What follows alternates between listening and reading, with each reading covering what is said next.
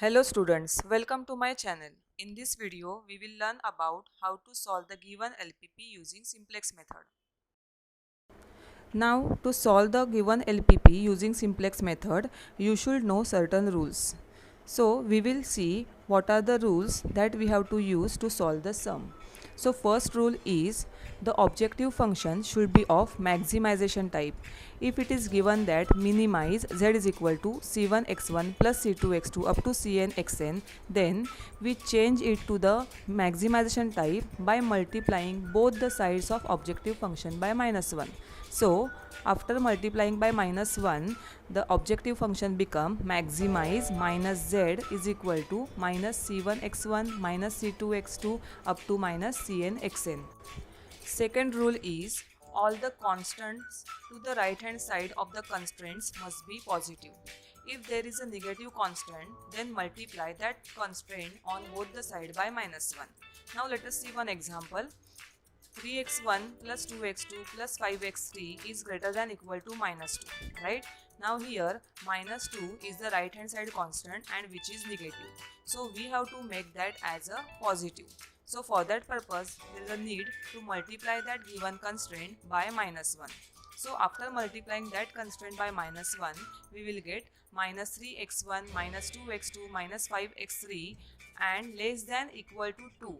Means what? Whenever we are going to multiply particular constraint by -1, in that case greater than equal to sign becomes less than equal to and vice versa. Now, to convert given constraints into standard form, there is a need to add slack variable. For that, we have to follow the third rule. If constraints inequality is of the type less than equal to, then add slack variable and convert it into equality. If constraint inequality is of the type greater than equal to, then subtract surplus variable and convert into equality. Now, let us see how to solve the given maximization problem using simplex method. So, question is maximize z is equal to x1 plus 9x2 plus x3. This is your objective function. Subject to the constraints are x1 plus 2x2 plus 3x3 is less than equal to 9, and second constraint is 3x1 plus 2x2 plus 2x3 is less than equal to 15, and x1, x2, x3 greater than equal to 0. These are your non-negative constraints. Okay. Now we will see the solution of the given maximization problem. So whatever problem is given to you, first thing is what we have to check whether given problem is of maximization or minimization. Now here problem given is maximization, so no need to make any change in the objective function. Now we have to convert the given constraints into standard form, right? So first constraint is what? x1 plus 2x2 plus 3x3 is less than equal to 9. Now here sign is what? Inequality sign is less than and equal to. So there is a need to add slack variable in that. If you observe the second constraint, 3x1 plus 2x2 plus 2x3 is less than equal to 15. Again here inequality type is less than equal to. So in this constraint also we have to add the another slack variable. So in the solution what we have written, okay, first we will convert the canonical form, that is the inequality form, into standard form by adding the slack variables. So here first check the constraints. So constraints are what? x1 plus 2x2 plus 3x3 plus s1 is equal to 9. Now why plus s1? Because inequality is of the type less than equal to, so we have to add the slack variable. Now same for the second one, that is 3x1 plus 2x2 plus 2x3 plus s2 is equal to 15, as both the constraints are having sign less than equal to, so we have added two slack variables s1 and s2 in both the constraint. Now we have to add slack variables along with their cost coefficient into the objective function. Now if you see the objective function, that is of maximization, x1 plus 9x2 plus x3 plus 0s1 plus 0s2, right? So s1 and s2, these two are the slack variables, and always we have to consider the cost coefficient of slack variable is 0.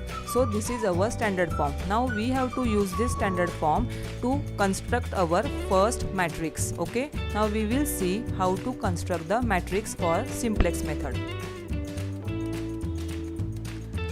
Now this is the standard form that we have written previously. Okay, so by using this standard form we have to construct our first matrix of the simplex table.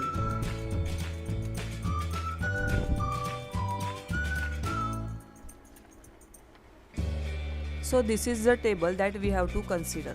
Now in this table, if you observe, first variable that I have written is a Cj.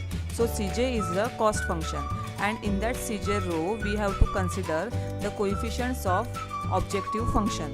Now if you see the objective function, that is maximize z is equal to x1 plus 9x2 plus x3 plus 0s1 plus 0s2. So here in the Cj row you have to write down the coefficients of all the objective function. So x1 coefficient is 1, x2 coefficient is 9, x3 coefficient is 1, s1 coefficient is 0, and s2 coefficient is also 0. Okay, now observe the second row. In the second row I have written cb, b, and xb is equal to b. So cb is a cost of the basic variable, b is the basis, and xb is equal to b is the right hand side constants. Okay, x1, x2, x3, these three are the decision variables, and s1 and s2, these two are the slack variables. Now to add the values in the matrix we have to consider the constraints. Now consider the first constraint, that is x1 plus 2x2 plus 3x3 plus s1 is equal to 9. Again here we have to consider the coefficients of all the decision variables as well as slack variable. Now for the first constraint, x1 coefficient is 1, so below x1 you have to put 1. x2 coefficient is 2, so put 2 below x2. Then next term is 3x3, so x3 coefficient is 3, s1 is there, so put 1, s2 is not there in the first constraint, so put 0, is equal to 9 is there, so you have to put that 9 in the column xb is equal to b. Okay, so this is about the first constraint. Now consider the second constraint. Second constraint is what? 3x1, that is coefficient of x1 is 3, so put 3. Then x2 coefficient is 2, put 2, then 2x3, write down 2, s1 is not there, so put 0, s2 is there, so put 1. Okay, now to add the variables in the b column, that is in the basis column, we have to check for the identity matrix. Now here in case of s1 and s2 there is a formation of the identity matrix which I have shown you in the red mark. So write down s1 and s2 in the basis column. So here you have to write down the cost of those basis variable. So s1 cost is 0 and s2 cost is 0. So this 200 value you will get from the Cj row. Okay, so you have to put s1 and s2 cost variable as a 0. So by using the constraints which are in the standard form, we have constructed the table up to this. Now next is what we have to calculate the value of zj. Now initially whenever you are going to calculate the value of zj, you will get that value as 0. Now we will see how to calculate the value of zj. Now to calculate the value of zj, we have to consider cb column and x1 column. Okay, so if you consider cb column and x1 column, then what? 0 into 1 plus 0 into 3. So 0 into 1 you will get 0 plus 0 into 3 also 0. So 0 plus 0. So first value of zj is 0. Now second time again you have to consider cb column and x2 column. So again multiply those value and add those value, then whatever value you will get you have to put into that zj row. So second time 0 into x2 column value, that is 2, plus 0 into 2. So again you will get answer as 0. Third time again consider cb column and x3 column. So 0 into 3 plus 0 into 2. Again you will get answer as 0. Same for variable s1 and s2. So initially all the values of zj you will get as 0. So this is about zj value. Now we will calculate value of delta j. Now how to calculate value of delta j? To calculate value of delta j, we have to consider formula, that is cj minus zj. Now here we have to consider first value of cj which is in the first row and consider the first value of zj. Okay, that is first value of zj is 0. So cj minus zj means what? 1 minus 0. So 1 minus 0 is equal to 1. So first value of delta j is 1. Now next value is what? Next value of Cj is 9 and second value of Zj is 0. So 9 minus 0, so delta j second value is 9. Same for the next, that is consider third value of Cj and third value of Zj. So 1 minus 0 you will get 1, that is third value of delta j is 1. And same for the next two values, that is 0 minus 0, that is 0, and next value, that is for last one, that is 0 minus 0, again 0. So delta j values are 1, 9, 1, 0 and 0. So as our problem is of maximization, we have to select the maximum value of delta j. Now what are the values for delta j? 1, 9, 1, 0 and 0. So from this value we have to select the maximum value of delta j as our problem is of maximization. So if you see, which I have written in the red mark, that is 9 is the maximum value, okay, and 9 is in the x2 column, so x2 is our entering variable. So you have to put box to that entire column. So by using that column, that is a x2 column value 2 and 2, we have to find out the minimum ratio value. Now how to calculate the minimum ratio value? So for that calculation, we have to consider the column, that is xb is equal to b column and x2 column, as x2 is our entering variable, okay. Now by using these two column, that is xb is equal to b and x2, we have to calculate the minimum ratio value. So 9 upon 2, that is what that I have written in the minimum ratio column, that is 9 upon 2 is equal to 4.5. Now next value is what? 15, which is into the column xb equal to b, and 15 upon 2, that is 2 is from x2 column, so 15 upon 2 is equal to 7.5. As name suggests, ke minimum ratio means what? Ke from these two values, that is 4.5 and 7.5, we have to select the smallest value. So from these two, smallest value is 4.5. So again put the arrow mark near the value 4.5 and mark that row, okay. So that S1 variable is your leaving variable. So from the table, if you see that S1 is the leaving variable as it is having the minimum ratio value, okay. Now if you see this overall table, that is the first matrix, in that delta j is the maximum value that we have selected, that value is considered as an entering variable, and whatever value is there in the minimum ratio column, that minimum value variable is considered as a leaving variable. So here 9 is the maximum value for delta j, so I have marked the column x2. Now consider the minimum ratio value, that is 4.5 is the minimum ratio value, so we have to mark the first row. Now I have marked the first row and second column. So in this 2 is the intersecting element which I have shown in the circle, okay. So whatever intersecting element is there, that we have to make as a 1.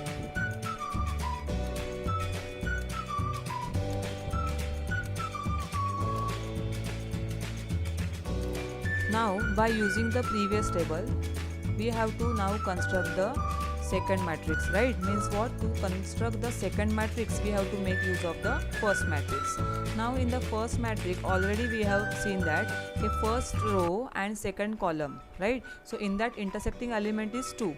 So we have to make that 2 as a 1. Now to make that intersecting element 2 as a 1, we have to divide entire first row by 2. Okay, so after dividing the entire first row of the first matrix, we will get the first row of the second matrix. Now check, that is first element here in the first row of the first matrix is 9, right? So 9 upon 2, then second element is 1 upon 2. Now next 2 is the intersecting element, so 2 upon 2 you will get that as a 1. Now next is 3, so 3 upon 2, that is 3 by 2, and next element is 1, that is 1 by 2, and lastly 0 upon 2, that you will get as a 0. So after dividing the first entire row by 2, we got the first row of the second matrix as 9 upon 2, 1 by 2, 1, 3 by 2, 1 by 2 and 0. So after division, whatever row we'll get, that row is considered as a new row. Okay. So by using that new row, now we have to consider the second row of the second matrix. Now to calculate the second row of the second matrix, we have to make use of the first matrix. That is, we have to use second row of the first matrix. Okay, so this is the first matrix. By using the second row, we have to calculate the second row of the second matrix. So for that, formula is old second row, that is the old second row from the first matrix, minus new row of the current matrix or current table into coefficient, right? So here we have to first consider the second row of the first matrix. So second row of the first matrix is what? As I have shown in the previous table, that is 15, 3, 2, 2, 0, 1. Then put minus and then new row coefficient, that is what? New row of the current table. Current table means what? Our second matrix. So whatever row that you got by dividing the row by 2, that is what? 9 by 2, 1 by 2, 1, 3 by 2, 1 by 2 and 0. Into we have to write down the coefficient. Now how to select the coefficient? To select the coefficient, we have to make use of the mark column. So in the mark column, as we are going to calculate the second row, in the mark column, second value is 2. So here in this case, coefficient is 2. So first we have to solve 9 upon 2 into 2. Right? So 9 upon 2 into 2 means what? Okay, 2 will get cross out and then 9 will remain. So 15 minus 9 is equal to 6. So 6 is the first value. Same for the second value, that is 1 upon 2 into 2. So first solve that part. Then cross out 2, then there is a 1. So 3 minus 1 is equal to 2 and so on. Okay, so you have to calculate this second row like this way. Okay, so second row is what? 6, 2, 0, minus 1 and 1. Right? So here in the next matrix, that is in the second matrix, our next row, that is second row is what? 6, 2, 0, minus 1 and 1. Okay, so this is about what? All the decision variable values and S1, S2 values from the first matrix. Now in this case, to add the variables in the basis, that is in the B column, again you have to check for the identity matrix. So in this case, x2 column, if you consider, that is 1, 0, and in the s2 column there is a 0 and 1. So formation of the identity matrix is in the column x2 and s2. So you have to put those two variables in the basis column, that is in the B column, as x2 and s2. Now coefficient of x2, for that you have to consider the Cj value. So above x2 there is a 9, that is the Cj value. So you have to put Cb cost as a 9 and for s2 Cb cost is a 0. Now again we will calculate the value of Zj.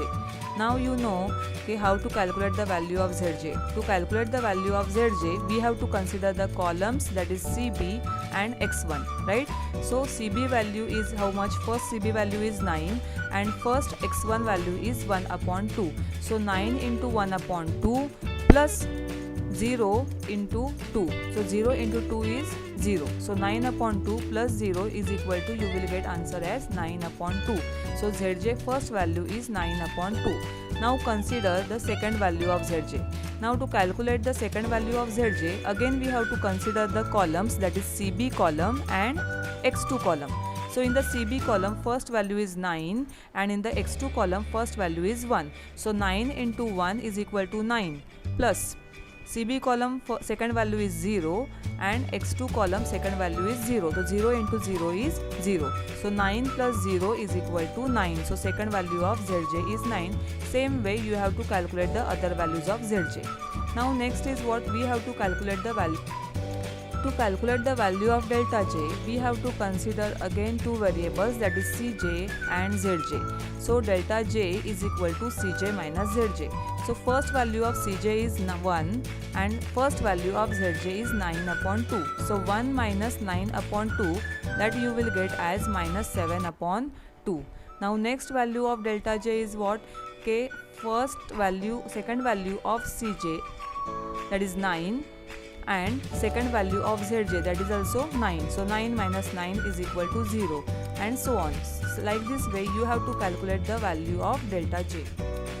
Now if you see, all the values of delta j are 0 and negative, that is what, minus 7 by 2, 0, minus 25 by 2, minus 9 by 2 and 0, as all the values of Cj minus Zj are 0 and negative. So there is a no scope for improvement. So we have to stop the iteration. So this is our final simplex table. So by using this table, we have to calculate the values of all the decision variables. So the solution for the given problem is a optimum solution. So we have to use the basis column, that is B column, to write down the values of decision variable. In the basis column, there is only one decision variable, that is x2. So here value of x2 is equal to 9 upon 2.